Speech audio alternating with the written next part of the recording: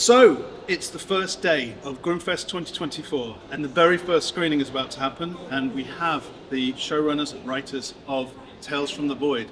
Guys, introduce yourselves. Hi there, I'm Francesco. I'm the series creator of Tales from the Void, and I directed a couple episodes. My name is John Thomas Kelley. I'm Francesco's co-showrunner, and I wrote a bunch of the episodes. Fantastic. So, this is something quite different for us, because I don't think we've ever screened essentially television episodes at this festival before. So, something a little different for us, but very exciting. And we loved it. We loved the show. We couldn't manage to fit, I think there's 6 episodes in the first show, is that right? Yep. We're screening 3 episodes. But tell us, how did this come about? And so, start with that. How did it come about? I was always a big fan of the Reddit No Sleep community, which is like a large online horror community where people post short horror stories. I spent years kind of reading that before I would go to bed. And there's just so many great stories on there, and I was surprised that no one had made it into a TV series. There was some of them bought for movies, and then people would post like multiple chapters of a story that were then getting picked up for TV shows. But all the short form stories are getting left behind. I was like, these are really good. So we kind of decided to like group that together and try to adapt them into television. But I kind of grew up on, Goosebumps, Are You Afraid of the Dark? Yeah. And I just felt like there wasn't that like adult version of that in like a short form thing. You have anthologies that are like an hour and a half movies almost, or like something like a Creep Show, which is kind of like horror comedy. But I missed the like, give me 30 minutes that it's gonna kind of like mess me up and I might not be able to fall asleep that night, and it's like snackable enough that I can actually watch it before I go to bed. Are there any series that you say were influences on? So We're going way back, maybe the Twilight Zone, which is maybe a little bit more sci-fi. But Twilight Zone's like that's Yes. that's our Mount Rushmore for sure. Black Mirror for me is a Yeah. huge inspiration, and I would say Cabinet of Curiosities I really enjoyed Yes. recently. So those would be my 3. I don't know if I didn't I would just add into that, like, I think VHS changed the way that we kind of see anthology today. So, like, that has like its own influences in odd ways as well. So, Yeah. Okay, so that's the seed of the idea. What happened next? I know how hard it is to make movies as well as run a film festival. I know how hard it is to get films made. I've also doubled in trying to get TV stuff made, and it's incredibly hard. So tell us a little bit about how we actually managed to get this off the ground and how you got financed. I checked my email the other day on this. We were talking about it on another show, and like I think the first email I sent about this show was 2016. Was the idea? It's been that long trying to get this made. We've really started working on it, I'd say aggressively, 2019? Yeah, 2019. So we got all the rights to the stories then, we wrote the scripts and we shot a teaser trailer, and we had like a pitch package. And I think for us, our big thing was we spent 2 years on the scripts, rewrote them probably like 10 or 15 times. Were you connected in the TV world? No. We're No. completely independent. We have this is the first time we've ever done something like this. So like we've done an indie feature and I did a documentary, but we've never done television, have no connections to the industry. So what helped us was we got into Independent Filmmaker Project, or the Gotham, which was in New York. We were one of, I think, 10 series that they picked for series development.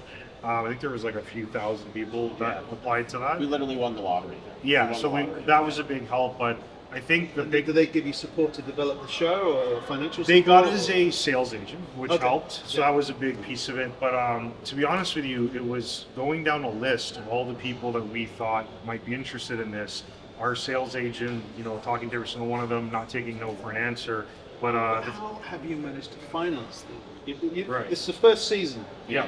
I'm guessing you're going to want to try to make further Yeah. seasons, Yeah. of course. And there's 6 episodes. Yep. They're all incredible, and all beautifully made, very high end in terms of visual quality and the script writing and the performances. It's all incredible. Thank you. So, how did you manage to finance it? I think it was 2 things. It was like our big thing was if people read the scripts, we knew there would be interest, but they had to get it to be willing to pick up the scripts, because we were nobodies, right? the whole kind of like Reddit no sleep angle, it was finding someone who knew what that community was to get them to read the scripts, and then once they read the scripts, they got it. And Screambox was the big one that kind of came on board to finance this. So Screambox did Terrifier 3, they did the VHS franchise, Terrifier 3, yeah, they did the whole franchise. Yeah. So they knew what the community was. I knew there was an audience for this, and then once they read the scripts, it was kind of a sure thing. And then the other person I have to give huge credit to is Joe Lynch. Joe Lynch read the scripts very early on and was like, I get this, I know what you're trying to do. And when we talked with him about the show, he literally quoted like half of our references on the call, and he was like, okay, you understand exactly what we're trying to create. So when he came on board or got attached, obviously he directed one of the episodes which we're screening here. It's fantastic. We screened his movie Suitable Flesh last year, and we love him.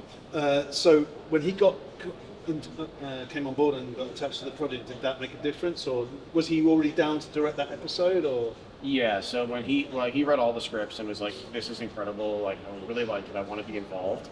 Feel free to use my name, however, you need to use my name to help get financing.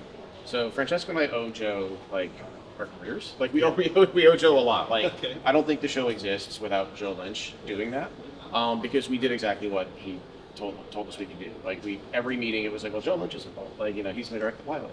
And that really helped, because Francesco and I, we've made some things, but not at this level. Joe has very much made things at this level and bigger, so it definitely legitimized it in a lot of ways. Yeah. And brought in partners that like maybe we wouldn't have been able to get at that time. Because I think, to your point, Screenbox was very influential. There were also like other financing sources, whether through like public grants and things like that. That I think just having some of those names like Joe Lynch, the Adams, Aaron Kuntz. So the Adams directed one of the episodes which we're screening here. Yep. How did you decide? You directed three episodes. Yeah. So how did you decide how you're going to plan that? Did you write all the episodes between you? Yeah. John and I both except wrote. for one. Except for one. Trisha Lee wrote Carrie because deals with body autonomy and sensitive issues with women, and we just felt that's not a place we should be speaking to. But yeah, we wrote 5 of the 6 episodes. So picking directors, we looked at whose work we liked. Obviously, Joe was one that we've always been a huge fan of. John and I love Mayhem and some of his earlier work, and then huge fans of Suitable Flesh. But with the Adams, we had seen Hellbender, and we also had The Deeper You Dig we watched. And our producer, Aaron Kuntz, recommended them to us. We watched a few more of their films, and I think they're geniuses and they know where to put a camera in the woods. And we were like, we have a dark fantasy here that we think you guys could do a really good job of. So that was part of it, was matching people with what we thought they could do. But then also, I think the great thing about our show is giving people a chance to do something that they might be interested in that they haven't done before. So Marie hadn't done anything similar to kind of Carrie, and she did an amazing job. Joe Lynch hadn't at the time really done a sci-fi. Suitable Flesh hadn't happened yet, so he said that script connected with him. It's been a while in the making then. Oh yeah. Yeah, he agreed to do that episode prior to them making Suitable Flesh. Right. Yeah, right. Yeah. Cool. Yeah. Okay, so and then what happens now? So you've managed to. I mean, it sounds like it's probably been an incredibly hard task and a long task to get where you go. You finally got it made, and it's fantastic episodes. And I know they're screening at a lot of really top end festivals around the world. So we're very excited to be screening them. What happens now? I mean, for instance, in the UK, can we do you know where people might be able to see this outside of Grimmfest? I think this is a huge help for us, to be honest with you. Our sales agent's talking to a few big distributors right now. We're trying to get it on one big streamer, but if not, there's definitely some TV interest. So we have our premiere in 2 weeks in the US and Canada. I think we're using kind of the hype of that to kind of get it overseas. So yeah, we're confident it's going to find a home here. So yeah, we're excited about that.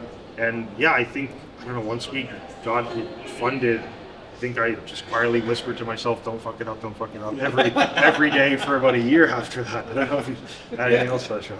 Yeah, I think in terms of where it ends up here, we're very annoying on social media. So if anyone's interested on following the show on Instagram, once we have distribution, in UK, the rest of Europe, etc., we'll be nice and annoying about that. And I think, in terms of that larger point, our main goal is at the end of the day, these episodes are based off Reddit mostly stories. Our big goal is to make sure we're creating something that keeps the spirit of those original stories alive.